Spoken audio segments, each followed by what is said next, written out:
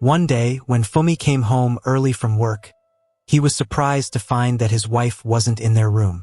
He quickly asked Valai, who was on the back porch, where she was. Valai pointed him toward Kyo's room.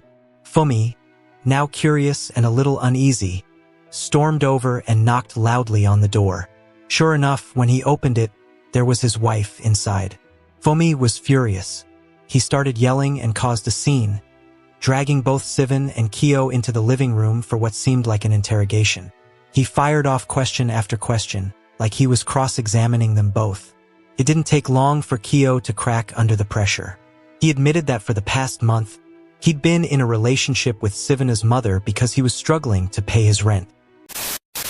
Hey there! Welcome back to our channel. Today, we're diving into another shocking real-life story. This one comes straight from Phonsavan City, Laos, and trust me, it's a wild one. It's all about a mother who rents out rooms in her house. But things take a crazy turn when she gets involved with not one, but two young men staying there. What's going on in this story? Let's break it down and take a closer look.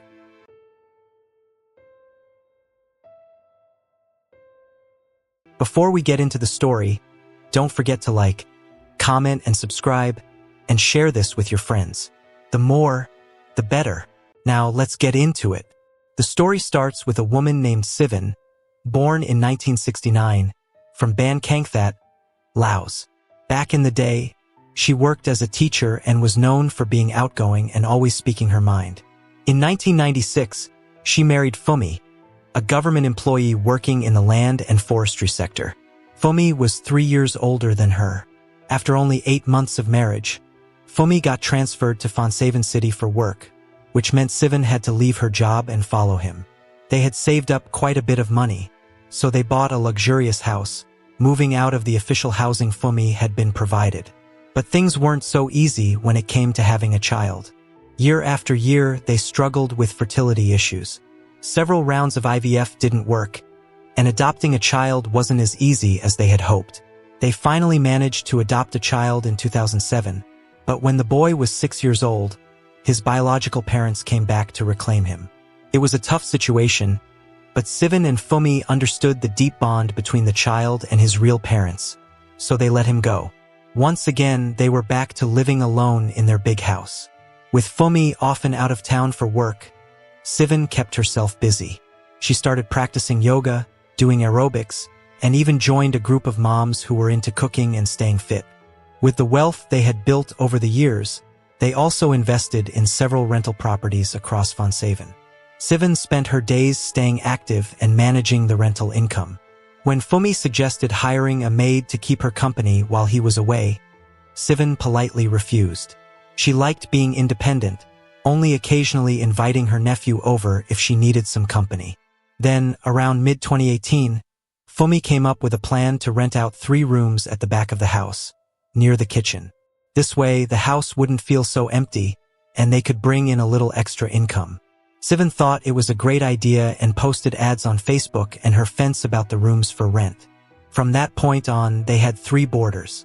The first was Kyo, a 25-year-old guy who worked as a singer in a nightclub. He was from Bandung and was super friendly, always smiling.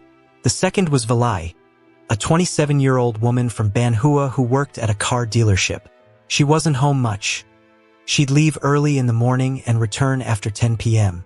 The third was Kamphing, a 26-year-old quiet guy from Phonsavan City. He worked as a finance admin at a Chinese food restaurant and was a bit of a nerd. Despite their different schedules, they all became friends with Sivan and Fumi. And even though most of them were out during the day, at least the house didn't feel so lonely at night. So here's the situation. The 3 boarders at Fumi and Sivana's house seemed like they were doing pretty well. They all had decent jobs that should have been enough to get by in the city. But everything took a turn in early to mid-2020 when the pandemic hit. The economy took a huge hit, and businesses, including the ones that Kyo and Kamphing worked at, were really struggling.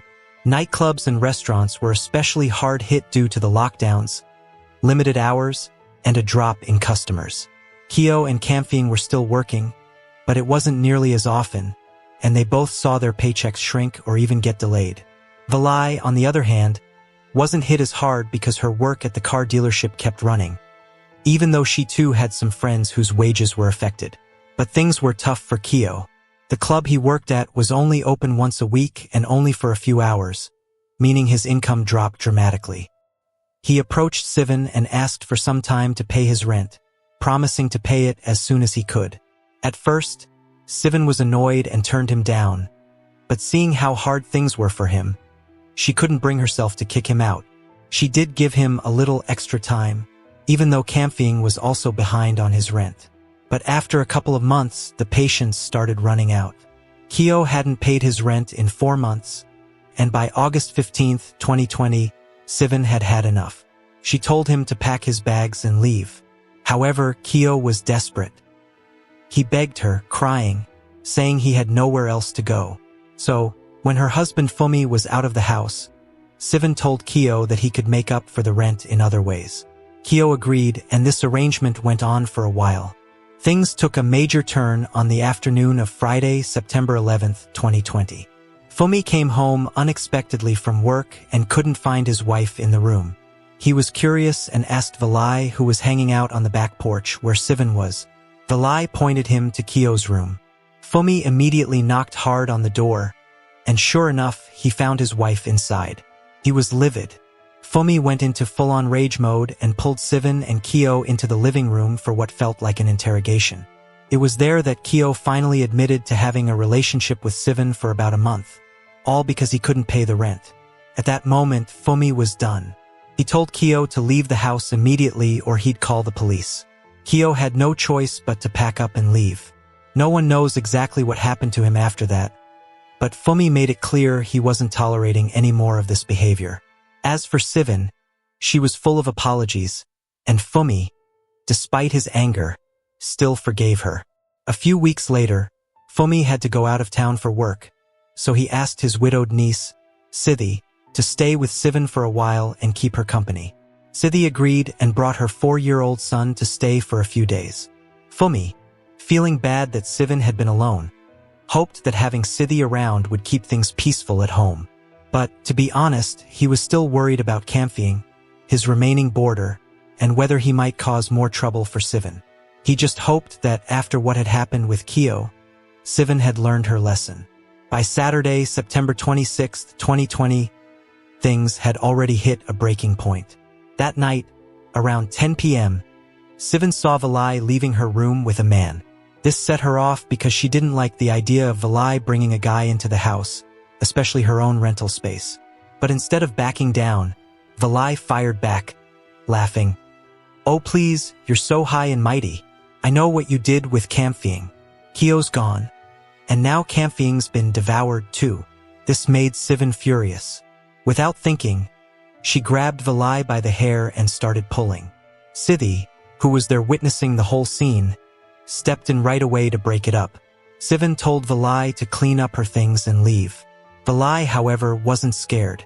She packed up quickly, but before she walked out the door, she shot back, "Be careful. I've got footage of you knocking on Kamfing's door and going inside his room. We'll see how this plays out." And she stormed off with her boyfriend. Turned out Valai wasn't bluffing. She had recorded everything and had even gotten Mr. Fumi's WhatsApp number. On October 4th, 2020, she sent him the video. As you can imagine, Fumi was livid when he saw it. He couldn't believe what his wife had done. All these years, he had worked hard to provide for them, yet his wife had been betraying him at home. He had given her everything, and she had crossed a line he couldn't ignore. They might not have had kids, but that didn't mean they could throw their morals out the window. Fumi's anger exploded, and he confronted Sivan. He even kicked Kamfing out of their home. The young man only apologized, explaining that everything that had happened was because Sivan had coerced him into it to make up for his unpaid rent. 2 weeks later, Fumi's trust in Sivan was completely shattered. He couldn't shake the feeling that she had been unfaithful. Every time she went off for yoga, Zumba, or anything else, his suspicions grew. Eventually, after 23 years together, Fumi made the heartbreaking decision to separate. He couldn't live with the constant doubt. Sivan, tearful and pleading, couldn't convince him to give her another chance. And even though there was a nephew staying with them, Fumi couldn't shake the thought that Sivan might still find ways to sneak around. It was just too much for him to handle. By Friday, October 29, 2020, Sivana's anger had reached a boiling point. She went to the place where Valai worked, hoping to confront her. When she got there, it was lunchtime, and the security guard told her that Valai had stepped out for a meal. Sivan waited for about 30 minutes, but Valai still didn't show up. Just as she was about to leave, she noticed a small alley next to the building and decided to check it out. To her surprise, she saw the back door open and Valai inside, alone, touching up her makeup. The moment Valai spotted her former landlady, she was shocked. She quickly tried to close the door, but Sivan rushed in, pulling a knife from her bag. She lunged at Valai, who screamed loudly in panic. A few employees nearby heard the commotion and rushed in to break up the fight. Valai was quickly taken to the hospital, suffering from several injuries to her back, but thankfully, she survived. Sivan, on the other hand, was arrested and taken to the local police station. When questioned, Sivan explained that she had a grudge against Valai, who she blamed for pushing her husband to ask for a divorce.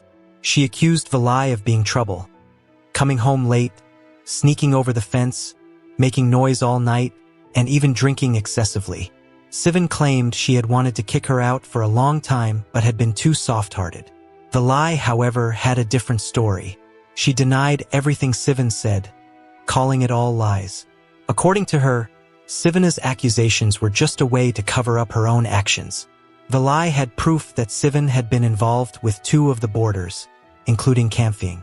Valai argued that the landlady was only trying to shift the blame because her husband had caught her and was threatening divorce. At the time of the incident, Fumi was already in the process of contacting a lawyer to start the divorce proceedings. This violent outburst from Sivan only confirmed to him that his decision was the right one. He couldn't believe how much his wife had changed. The woman he once knew as gentle and loving had become someone unrecognizable, rude, unreasonable, and acting out of character. He confronted her, telling her not to blame Valai. "Look at yourself," he said. "Had Valai not reported you, would you have continued with these despicable acts?" Sivan had no response. She stood there, speechless. After the incident, Sivan, through her lawyer, tried to make amends. She reached out to both Valai and Fumi, hoping to settle things privately. Her lawyer offered to cover Valai's medical expenses and other damages in exchange for Valai withdrawing her police report. However, Fumi wasn't having it.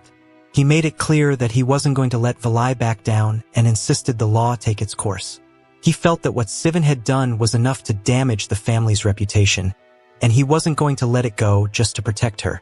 Despite pressure from her family, who was furious with Fumi, he stuck to his guns and pushed forward with the case.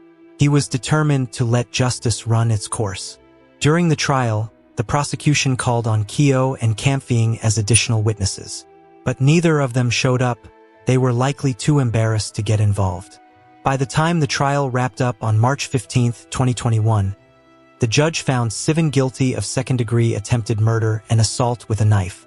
The sentence: 7 years in prison. Not long after, Fumi and Sivan were officially separated. He made sure her family got 2 of the rental houses they owned in Fonsaven's suburbs as part of the settlement. Some people suggested Fumi take legal action against Sivan for misconduct, but he decided against it. He felt that the sentence was punishment enough and hoped it would serve as a lesson to her. It was a sad end to what had been a long marriage, but for Fumi, it was the only way forward. What lessons can we take from this story?